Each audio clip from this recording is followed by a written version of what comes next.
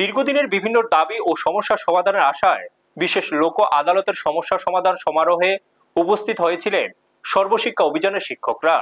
তবে বৈঠক শেষে কোনো ইতিবাচক সমাধান না মেলায় হতাশা প্রকাশ করেন তারা। শিক্ষকদের অভিযোগ, তাদের দীর্ঘদিনের সমস্যা এখনো অমীমাংসিত রয়ে গেছে। বিশেষ লোক আদালতের এই উদ্যোগ থেকেও কোনো কার্যকর সমাধান পাওয়া যায়নি।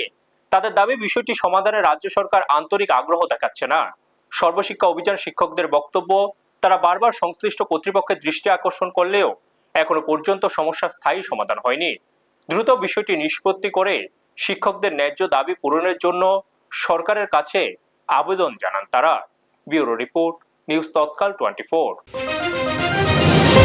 আজকে আমরা এখানে এসেছি, আপনারা অবশ্যই জানেন যে আমরা যারা সর্বশিক্ষায় কর্মরত রয়েছি, আমাদের ত্রিপুরা রাজ্য সরকার দুইবার ত্রিপুরা হাইকোর্টে আমাদের সঙ্গে হেরেছে।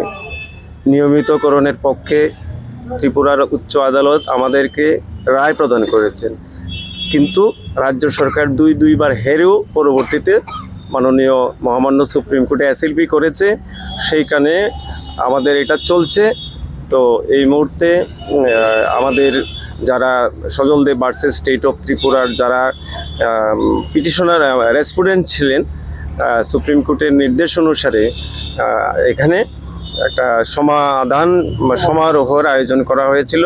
আমরা সেখানে মহামান্য সুপ্রিম কোর্টের আদেশকে যথেষ্ট পরিমাণে সম্মান প্রদর্শন করে ত্রিপুরার সর্বত্র থেকে আমরা এখানে এই সমাধান সমারোহে এসেছিলাম। কিন্তু অত্যন্ত দুর্ভাগ্যের বিষয়, যেটা আমাদেরকে আশাহত করেছে, যে এখানে রাজ্য সরকারের যারা প্রতিনিধি ছিলেন তারা স্পষ্ট বলেছেন যে আমরা এই সমাধান সমারোহেতে এসেছি, কিন্তু এখানে আমরা কোনো কিছুই সমাধান করতে পারবো না।